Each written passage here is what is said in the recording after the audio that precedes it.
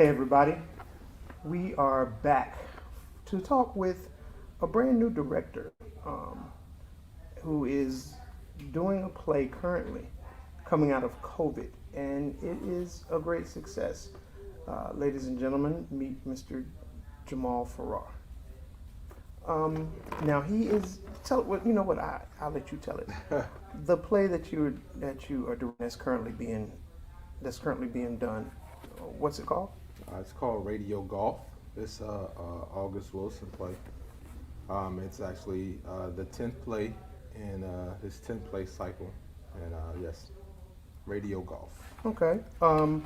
Why did you pick an August Wilson play to do? Um, First off, man, I really didn't know a lot about August Wilson till about maybe 5 or 6 years ago. Okay. 5 or 6 years ago, I did fences. Mm-hmm. Okay. I was introduced to fences. That's when I got my introduction to August Wilson. So I started to do more reading about him. Okay. And one of the most prolific writers and playwrights of our time. Okay. A lot of his work. One of the things that interested me most about August Wilson was the fact that he had no prior theater training. None at all. Kind of like myself, had no type of prior theater training besides school, middle school, nothing in high school. Just a will and a desire to learn the craft. So that piqued my interest. Okay. Okay. Without, of course, giving away everything, can you tell us a little bit about what Radio Golf is about? So Radio Golf is about a successful African American real estate developer, Harmon Wilkes, who's also running for mayor in his hometown of Pittsburgh, the state of in Pittsburgh, but specifically his neighborhood, the Hill District. And you in the August Wilson's 10-play cycle, you see the Hill District in a number of places. And another thing that's another about August Wilson, he kind of used a theme, which is his hometown of Pittsburgh, the Hill District, to interweave the plays. So you'll see characters from the previous plays in the plays that he's doing now. So he kind of like bridges the gap and uses the characters. So you see Aunt Esther in more than one play, or you'll see this character, Old Joe. He'll reference those characters in other plays. Okay. So something. What comes to mind for me is something like Marvel Comics, where you see other characters in the movies. Exactly. Okay, so he was doing that before it was quote unquote cool to have trilogies and things. Okay. Yeah. Okay. Now, what's his real name? So his name is Frederick August Cattell. Okay. That's his real name. Okay. So yeah, anybody that thought that was August. August is his middle name. Okay. Okay. So, what do you think the major common theme in all of his plays is? The African American plight. Okay. You know, there was, I think an interviewer asked him, you know, if he wrote for the white audience to educate them, or did he write to the black audience to empower them? And he gave a great answer. He said that he didn't write for either one. He wrote to tell the story of the black experience in America.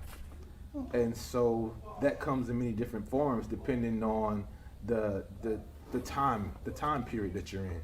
You know, you look at the early, the 50s and the 60s is different from the 80s and the 90s. Which Right. Radio Golf takes place in the mid to late 90s, where African Americans were starting to charter their way into corporate America. And so that was another reason that I chose Radio Golf, because it depicted African Americans in a transitionary period to where they were starting to see more success, as opposed to previously where they were not necessarily given that fair opportunity. But also in the play, it also shows that even within getting that opportunity, there's still obstacles. So, a lot of times we feel that once we've reached a certain pinnacle, that our troubles go away. But Yeah. during the play, it shows you that even if you're successful, which Harmon and his wife Mame are, he's running for mayor and she's applying to be a press representative for the governor. They still have their issues. They're still they have their struggles internally, as well as external struggles. Okay. So we, again, a precursor to, say, looking at crime dramas on TV, where you, back in the day when you looked at the crime drama, you only saw the external problems that the detectives had. But nowadays you see the external stuff, and then they get to their families, and you see what's going on the inside. Okay. Okay. So you're able to do that with this play, and that's one of the remarkable things about it. Each character has their own external, internal struggle, and it shows it during the production, and it comes out during the duration of the play. I have an amazing cast. Okay. Mike Harrison, who plays Harmon, is a great great personality and a great person to bring that certain rigidness about from Harmon Wilkes. He's a Cornell Ivy League educated guy who, again, is running for mayor, and sometimes he's a little bit awkward. You can tell he's a little bit awkward, and he was awkward when he was growing up because he was kind of sheltered. He lived a sheltered life, and so that comes out during the duration of the play. And his wife Mame, she's driven, and there are also other characters. His roommate Roosevelt Hicks, who's his roommate and his business partner. He's all about the money. That's the money guy, played by T.J. Swan. Okay. And so I try to, when I'm casting, I try to pick actors that have a similar plight, or have those similar characteristics of the character that I want them to portray. Because I think it's an easier transition, and it enables them to insert a little bit of themselves into the character. I mean, I've seen you do it too. There's been characters that you played when I was like, yeah, that's Unc right there. That's him. Yeah, that's something he would say. Yeah. Right? Good. Yes. Right. Yep. And that's good to for you to know your actors that way, to know. Right. And speaking of, you have more new actors. Yes. In your production. Was there a specific reason for you not casting, quote unquote, the same oldies? I mean, for one, I was given an opportunity by a couple of people. Okay. And so they took a chance on me. I expressed the interest, kind of, sort of, but not really. Yeah, I got this call from Melissa Wade in the water from 103.9 The Light. And she was just like, Jamal, this is Melissa Wade. And I'm like, yeah, right. Stop playing. Who is this? And why are you calling my phone? It's like, yeah, this is seriously. I have this production I want you to be in. And I'm like, what you talking about? I haven't done a play in years and forever. And she was like, well, I have this part in this. I need you to work opposite of this female. She's tall, and you're tall. And I heard you could sing and act. It's like, oh yeah, it's been a long time ago. And so, long story short, she gave me an opportunity. And from that, I said I will always provide, if I ever get a platform to give someone a chance to express an interest to do something, I'll afford them that opportunity. And I got that opportunity with Rob Cotton. I met him at a karaoke bar. out of all places, karaoke bar, and I'm watching him on stage, and I'm like, yeah, this guy got stage presence, and a phenomenal singer, excellent singer. And I said, but I like his stage presence. So, we end up just making small talk, and I was telling him about the things that I was doing. He's like, God, man, I want to try theater. I've never done it before. I was like, you never been, but you on stage all the time. He's like, yeah, but I've never done acting. I want to try acting. Right. Man, listen, he's a natural. Hmm. So Rob Cotton, the guy who plays Sterling Johnson, is new to acting. Never acted before, but he kills it. Wow. Okay. First time acting. And so that's one of the reasons that I did that. And then the second reason that I decided to use newer actors is because I don't want the acting and the theater community to feel like, or people outside of the acting and theater community to feel like it's just for these actors. I want to have that open invitation where it's like, okay, at any skill level, if you express the interest, I'm willing to take that time to invest in coaching you and bringing you up to the place where you're wherever you want to go. Okay. Speaking about, you're talking about Rob and it being his first time and stuff. As I said in the intro, first time directing for you. Yeah, it's my first time directing a stage play. I've directed my short films. I've directed a lot of music videos, movies.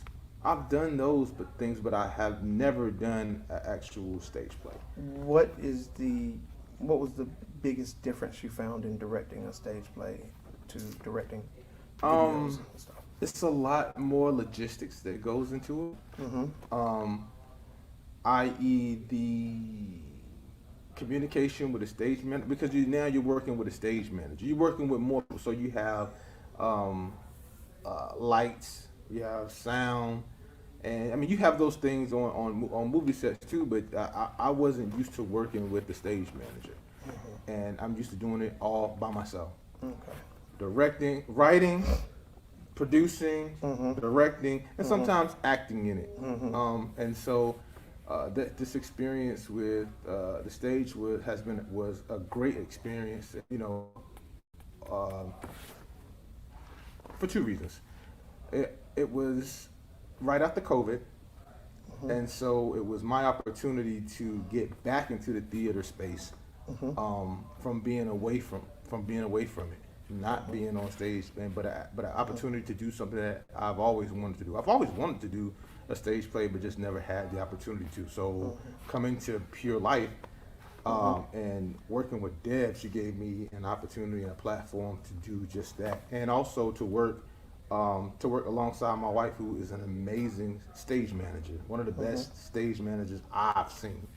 And so with us, it gave us a chance to work together, because I've never worked with her in that capacity. And so, at first I was like giving it side eye, like, I don't know how this is gonna work. But we have a mutual respect for each other, and so when we're on set, but when we're on the stage, we're have that mutual respect, and so I'm operating in the capacity of a director, and she is the stage manager, and so there's like nothing but the utmost respect for each one of our crafts. So okay. Yeah. Well, and my daughter's into it too. So I have my daughter that does the lights, and my youngest daughter that does the costuming. Okay, I'll get back to the family aspect of it. You mentioned that you did it at Pure Life, which, by the way, y'all, that's where we are right now. You probably hear some background noise. There's something going on in the black box. Pure Life is always hopping, always things going on around. Always something going on. Always something going on. If you look right here, you see something special going on. Exactly. We got artwork in here, and it is for sale. Yes. So always something. But what was there any thought in your head about trying to do this play at somewhere else besides here? Um, Not really. Um, I kind of toyed with the idea of maybe taking it somewhere else Mm-hmm. for a minute, but then I felt that I would have the most support here because I have such a long-standing relationship uh, with Deb and the Pure Life core leadership. I felt like it was important to maintain that relationship. Mm-hmm. Again, coming out of COVID, we were one of the only. I won't say we were the only, but one of the only theater companies that was still pseudo doing things. So we did a Soulful Christmas, Mm-hmm. and we did another project online. So we were virtual. Mm-hmm. We did some virtual things, Mm-hmm. and so I was like, well, I'll keep it going. I'll keep it going in that same vein. So now that we're going to do something live. Mm-hmm. Okay. Okay. Um, Now back to the family thing. So La familia. yes, you had your wife, both daughters, Yeah. and well, two of your daughters, and Mm-hmm. your production team. I don't know if I've ever seen that before. Nah. And first thing I thought was, okay, you see them all day, and now you're seeing them in theater all the time. And try the other door? And is there? Told y'all, Pure Life is always doing something. Um, was there ever a time when it was like, okay, I'm seeing y'all enough, y'all getting on my nerves? You know how family do. Well, I can honestly say no, because, like I said, there's such a genuine respect for what they do, each one of them respectively, and they also have that same respect for me for what I do. They've never seen me in this capacity. Usually when I'm filming or when I'm doing something, I'll leave and I go away and I'm directing and I'm doing what I'm doing, as is she. Sometimes, most of the time, if she's the stage managing something, I'm not in it. Right. Because either she's stage managing and I'm home, taking care of the kids with her, and then if I'm directing, I'm away, she's home, so we never had an opportunity to actually do it together. But so doing it together, you really got to. I'm like, damn, she is good. and she's like, well, she's like, dang, you are pretty good. And so it's like, yeah, okay. Now what? What do we do? Right. Because we're now working as a team, and it's been a flawless. Radio Golf has been the most flawless production that I've done. Okay. No theater drama, because I don't care what you say. Every theater has a little bit of some type of drama. No theater drama. Yeah, of course, yeah. Right. You know what I mean? Yeah. Oh, yeah, I do. Well, let me ask you. As far as your acting for the future, has directing changed the way you look at how you are as an actor? Absolutely. Okay. How Absolutely. do you think this? Especially to see what it takes to actually get engulfed in the character. Because, like I said, most of the time, if I'm doing something, I'm directing and acting in it. And even before, when I was just acting, I really didn't understand what it took to put on production, because I'm on the outside looking in. But now I see, as I'm reading the script, as I'm understanding what the writer was trying to say, and getting my actors to see the same thing, like understand your why. Just like you as an individual, we all have our why. Whether it's your family, whether it's your spouse, whether it's your parents, we have a why. And so I need my actors to understand the why of the character. Why is your character saying those things that he's saying? You're not just reading the script. You're Right. going through and you're reading the script, but you're also internalizing it and you're understanding why is he saying this? Well, why is she saying this? With August Wilson, it's like every line that he wrote means something. Mm-hmm. And so for me, and seeing the other actors the way they do it, ooh, they come and they are dedicated because I gave them a lot of lines. Yes, oh, yeah. When you read it, you was like, is anything but monologues in this thing? it's a lot of monologues, Mm-hmm. and we weren't rehearsing. I'm a firm believer of balance, and so I wanted to give them family times. We had, was it two holidays? Mm-hmm. Yes, it was two holidays that were that came up while we were rehearsing, which was it Memorial Day Mm-hmm. and Father's Day. Mm-hmm. And so was it another one in between that? No. No, Uh-uh. but I wanted to make sure that they had the time spent with their family because I've been there. I've been an actor who's been in rehearsals week 6 after days a week, week. 6 days out of the week. I'm like, no.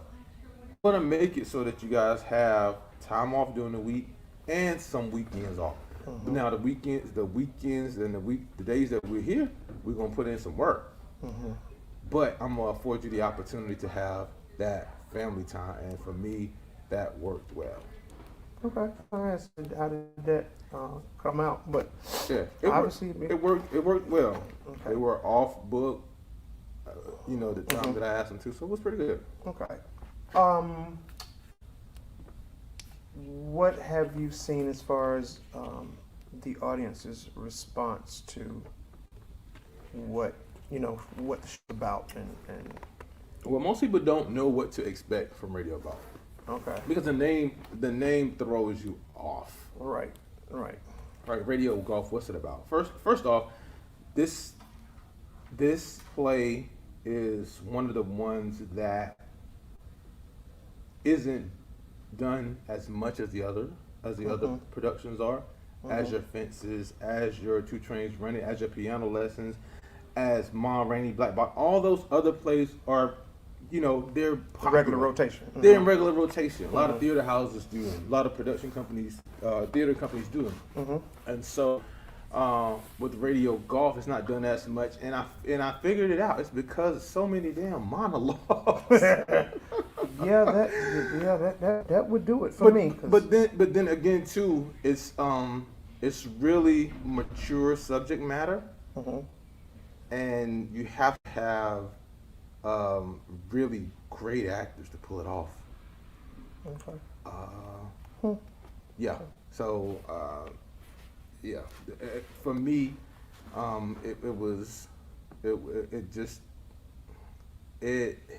it touched me differently than the rest of the plays. Okay. And I personally, just my personal opinion, is I like to see us as African American in a progressive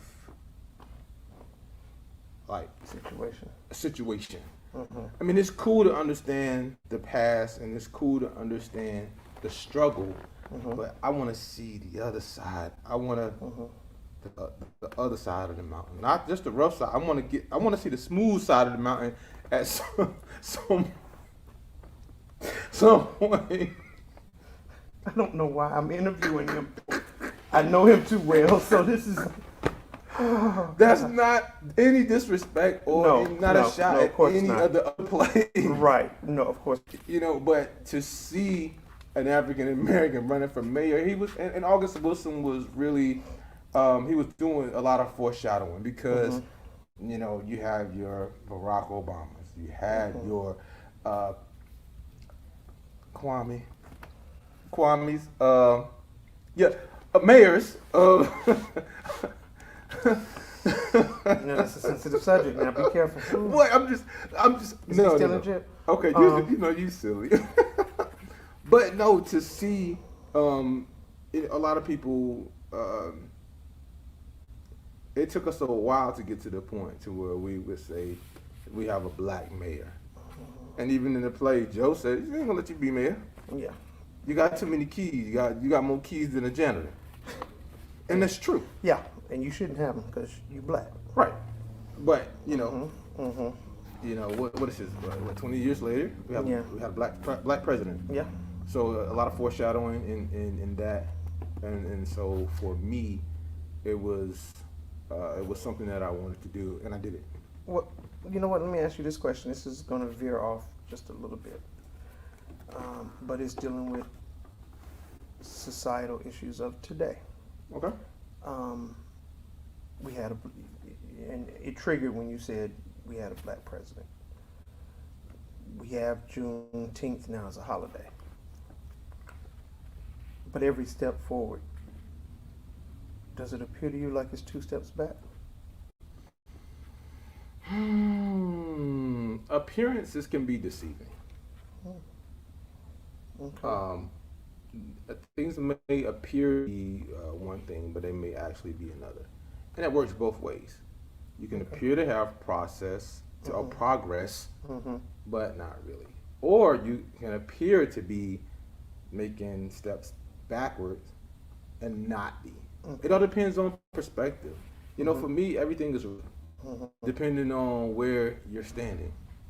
You know, if we're in a situation, somebody can walk in right now and say something, or something happens, and happens, and from where I'm sitting, I may see it one way, and then somebody on the other side of the room may see it another way, and so we may have 2 opposing stories. Okay. Depending on where I'm sitting. Did he have a gun or no? I didn't see a gun. Oh, I saw a gun in this. But from your perspective, you could see it. I couldn't see it.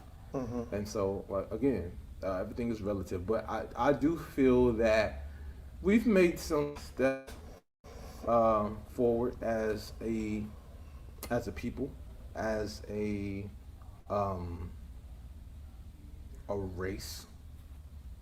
If that's the correct terminology, you know. Well, and with all that being said, do you think Harmon, at the end, stepped forward or stepped backwards in radio golf? That's to the one who's watching. That's to the person that's their perspective. Okay. Depending on where you are, where you're standing. If you're a 50-year-old, your 50 or 60-year-old grandmother, you need it differently. Oh, he went back home, or did he set himself up for failure? Did he, was he successful? I can't tell you. You got to come and see the play to know. Okay. That is definitely. You got to come and see the play to know. But it's definitely thought-provoking, conversation starter, and I promise you, you will not be disappointed. You will not be disappointed. So before we go, I have to acknowledge my cast members. Okay. It was Tiana West playing Maine, Harmon Wilkes' wife, and Harmon Wilkes was played by Mike Harrison. Rob Cotton, who played Sterling Johnson. T.J. Swan, who played Roosevelt Hicks. And you have Gerald Lou Campbell, who plays Old Joe. Elder Joe Bartlow. Amazing cast. It's just 5? It's just 5. Oh, I thought it was somebody else. Nope. They go above and beyond. Okay, yes.